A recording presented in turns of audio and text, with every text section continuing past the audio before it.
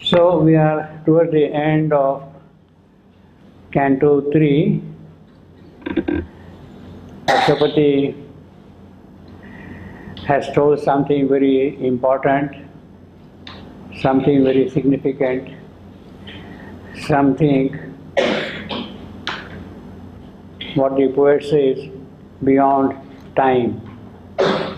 And it is that word which has entered into the soul of Savitri, and the entire course of her life is going to change with that word. Let us read from 98.54.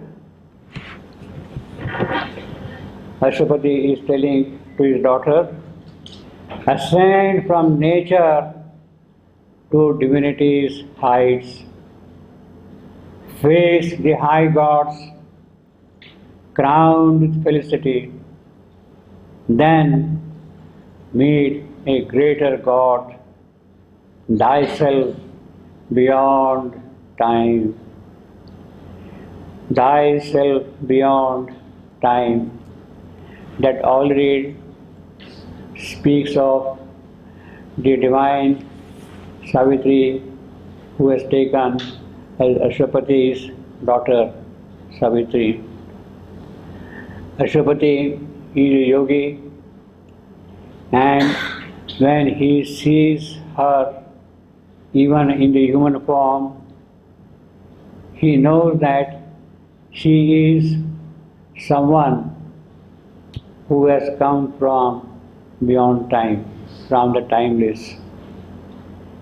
And the word he has spoken was to find a mate for herself, one in the beats of difference and delight, responsive in divine and equal strains, discovering new notes of the eternal theme. One force shall be your mover and your guide. One light shall be around you, and within hand in strong hand confront heaven's question live, challenge the ordeal of the immense disguise. So Ashwapati as a yogi is also aware of the mission with which Savitri has come. She has to challenge the ordeal of the immense disguise. Immense disguise, of course, stands for the divine himself, who has put on through a certain process the form of death. She has to challenge, Savitri has to challenge death. And then, of course, that is possible only when she ascends from nature to divinity's heights. This world was seed of all the things to be. This is itself a wonderful line, very powerful line, almost a mantric line. And see the impact of that line. It is a monosyllabic line. The world was seed of all the things to be. Just the rhythm of that line. The world was seed of all the things to be. That is the perfect iambic pentameter. When you also lay stress on B, which is required here. This word was seed of all the things to be.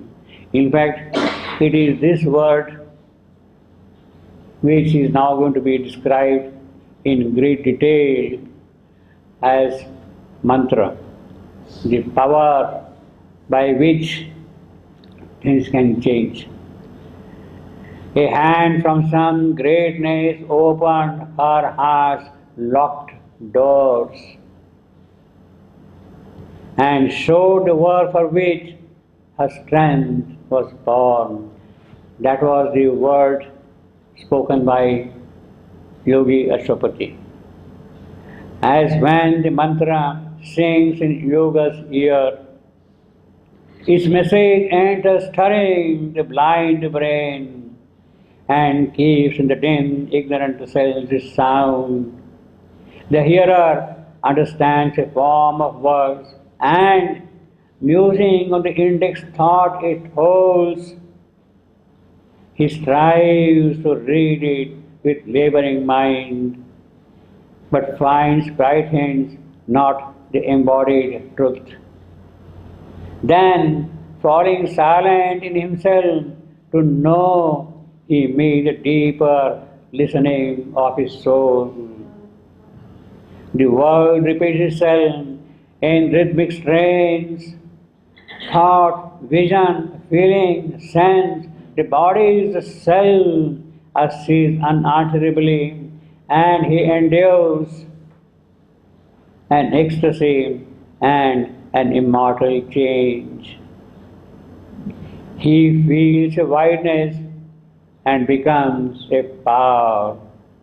All knowledge rushes on him like a sea. Transmuted by the white spiritual ray, he walks in naked heavens of joy and calm. Sees the God face and hears transcendent speech.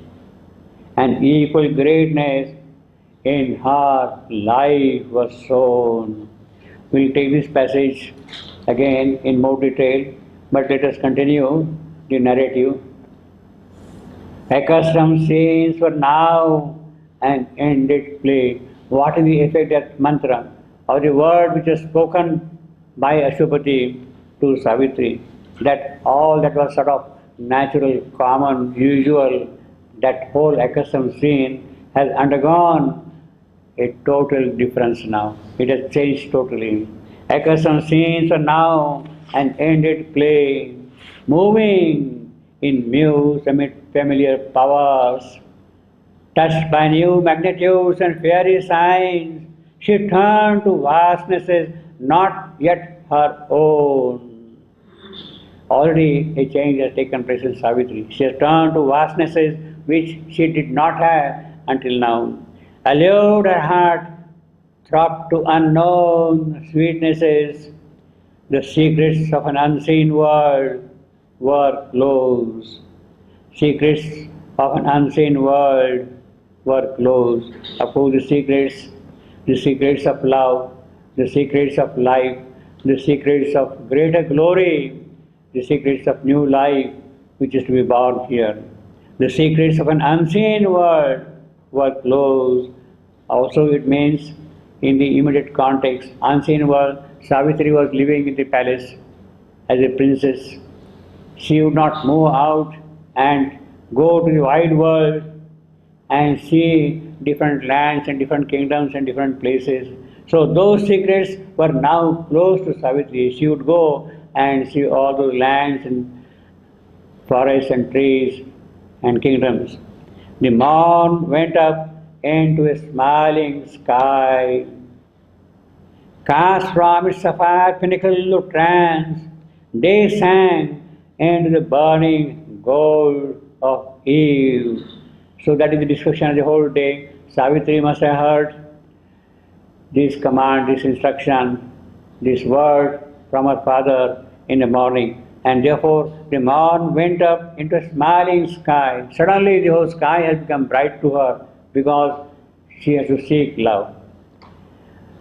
Into a smiling sky, cast from its sapphire pinnacle of trance, day sank into the burning gold of eve. The moon floated a luminous wave through heaven and sank below the oblivious edge of dream. Night did the watchfires of eternity. Now this is the whole description from morning till night, almost till the next morning, you see. Night lit the watchfires of eternity. It means that the stars are coming out in the sky. Watchfires, these are the stars watching, guarding the pathways in the night.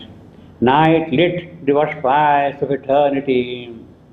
Then all went back into mind's secret caves. Because it is night now, she is going to fall asleep. So everything is going to be withdrawn into sleep. Then all went back into mind's secret cave, a darkness stooping on the heaven birds of wings. So Savitri, the heaven bird, on her wings, the darkness is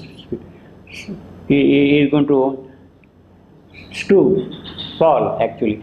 In other words, the way the birds go to their homing trees in the night and the darkness falls on the wings, it is in that manner Savitri is entering into the darkness. A darkness stooping on the heaven birds of wings, sealed in her senses from external sight. So all the outward senses, perceptions, they have been withdrawn into sleep and opened the stupendous depths of sleep. So that is how Savitri sleeps the night after receiving the command. It is as if to assimilate the word in the depth of her soul.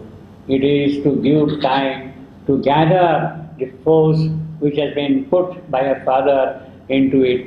This force in the peace of the night. It is in the peace of the night, it is that force which will work. And open the stupendous depths of sleep. When the pale dawn, now what happens in the morning? When the pale dawn slipped through night's shadowy guard, again the shadowy guard, those stars, which were lit by night early in the evening. When the pale dawn slipped through night's shadowy guard, verily the newborn light desired her face. Newborn light, the early morning, daybreak. It was looking for Savitri in the palace, but she is not there now anymore. Verily, the newborn light desired her face. The palace woke to its own emptiness because their beloved is not there. The palace woke to its own emptiness. The sovereign of his daily joy was far. She has already taken the chariot and gone into the wilderness. The palace woke to its own emptiness. The sovereign of his daily joys was far. Her moonbeam feet tinged not the lucent floors. So the palace floors bright with mosaic, with lapis lazuli, whatever precious stones are there laid with that palace floor does not feel now the touch of her feet. The moonbeam feet tinged not the lucent floor. The beauty and divinity were gone. She has gone out of the palace. Delight had fled to search the spacious world. That is sheer poetry, see. Sheer poetry. The way in which he is describing it so elaborately. It is most sweet, most lyrical, most enchanting, most gripping also, and at the same time most meaningful in all its descriptions, with significances and connotations giving different shades constantly. The beauty and divinity were gone. Delight had fled to search the spacious world, the wide world. And of course, the next line, next canto opens, the world was open before Savitri. She has gone out of the palace, now the whole wide world is now ahead of her. All the ways, from place to place, from kingdom to kingdom, from realm to realm, from country to country, she will travel. The world way is open before Savitri. Now let us go back to our difficult sentence 98.57, the mantra. The mantra is there. Yeah. And this is one of the most important passages in Savitri. Yes. It is not very long, 98.57. As when the mantra sings in yoga's ear.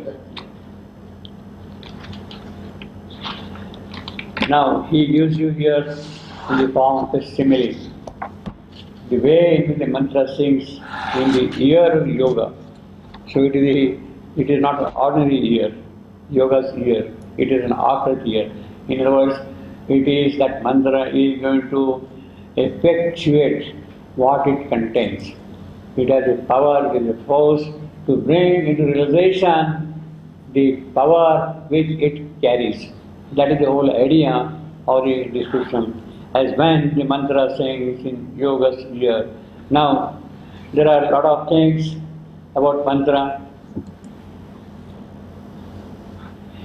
So, actually, we are going to see various aspects of mantra. I made a very quick summary here, and the difference between good poetry, even high-class poetry, even very fine poetry, and the mantra is important to understand. Now, one can have great spiritual experiences and write great poetry also because of spiritual experiences. One can cross the occult ranges. One can write devotional poems, which are very rich, very lyrical, and in fact we have devotional poems in all literature. The Indian literature is full of them, devotional songs. Even the Christian lyricism of the hymns is very powerful, very sweet, very enchanting, you see. It's very, very beautiful, you see, that way. But still, that does not constitute a mantra, is what I'm trying to say. One can write religious compositions, express metaphysical high thoughts in poetry. They may be very powerful lines also. Still, mantra is something different. Be fully adoring with emotional lyricism. One can have poetry of Keats, of Shelley, of lyrical type and all that. Still, that does not go close enough to the mantra. But this can be far away from the mantric world. And in the course of writing mantra or in the course of getting mantra, nothing matters, nothing counts. Neither the poetic intelligence, nor the creative insight, nor any rich, opulent, aesthetic sense, deeper and genuine perceptions, nothing counts.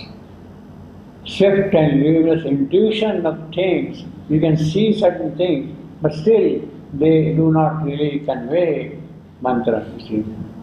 Yet the vision and language and rhythm of the mantra may be lacking in all these poetic creations. They may be very high-class poetry. Direct and experienced awareness of the mysterious and the divinely haunting, a living contact with the reality, that is what would sustain a mantra. One sustained example is, of course, the Rigveda.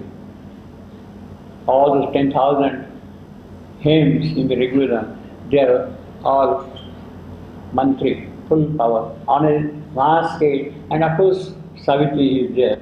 Now, about Savitri, let me tell you one more thing, that Savitri is of course mantric, but it is not mantra throughout. It is also a narrative. It is also a narrative. The rhythm is of a different type, the power is of a different type, the meaning is of a different type. So don't say that all the 24,000 lines of Savitri are mantra in that sense. There are narrative lines, and we have to make a distinction between the narrative lines and the mantric lines. See, for instance, the very opening line, it was the hour before the gods awake. It's a narrative, it is a description. It is trying to introduce a certain subject. It is not mantra. But whereas there are lines which are absolutely mantric, and long passages are there which are full of mantric power in them, mantric revelation there. So you have to make a distinction even in Savitri that it is after all an epic narrative, and in the course of the epic narrative you have the narrative descriptions. And you have also the, for instance, the passage which you are reading is mantric passage, which is different than what you have elsewhere, you see.